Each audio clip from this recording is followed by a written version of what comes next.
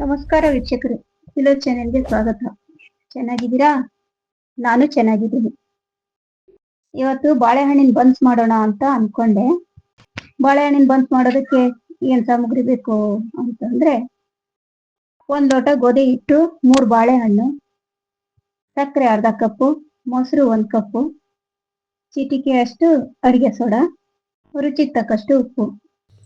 Mixie ಜಾರಲ್ಲಿ ಬಾಳೆಹಣ್ಣು, ಸಕ್ಕರೆ, ಮೊಸರು ರುಬ್ಕೊಂಡು ಒಂದು ಪಾತ್ರೆಯಲ್ಲಿ ಗೋಧಿ ಹಿಟ್ಟು ಹಾಕೊಂಡು ಹಿಟ್ಟಲ್ಲಿ ಉಪ್ಪು ಮತ್ತೆ ಅಡಿಗೆ ಸೋಡಾ ಹಾಕೋಬೇಕು. ಚಮಚ ತಗೊಂಡು ಮಿಕ್ಸ್ ಮಾಡ್ಕೋಬೇಕು. ಆ ಬಾಳೆಹಣ್ಣಿಂದು ಹರ್ಕೊಂಡಿದ್ವಲ್ಲ ಸಕ್ಕರೆ ಹಾಕಿ ಅದನ್ನ ಹಿಟ್ಟಲ್ಲಿ ಹಾಕಿ ಕಲಿಸ್ಕೋಬೇಕು. ಚಪಾತಿ ಹಿಟ್ಟಿನಷ್ಟು ಅದಕ್ಕೆ ಕಲಿಸ್ಕೋಬೇಕು.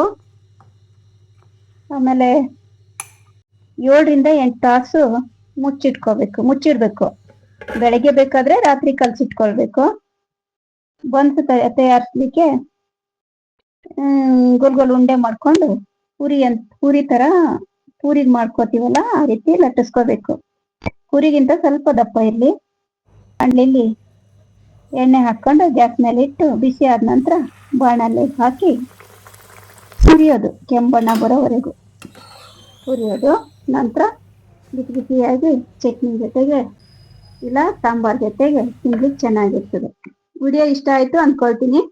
ಲೈಕ್ ಮಾಡಿ, ಶೇರ್ ಮಾಡಿ, ಸಬ್ಸ್ಕ್ರೈಬ್ ಮಾಡಿ. ಟಾಟಾ, ಬಾಯ್ ಬಾಯ್.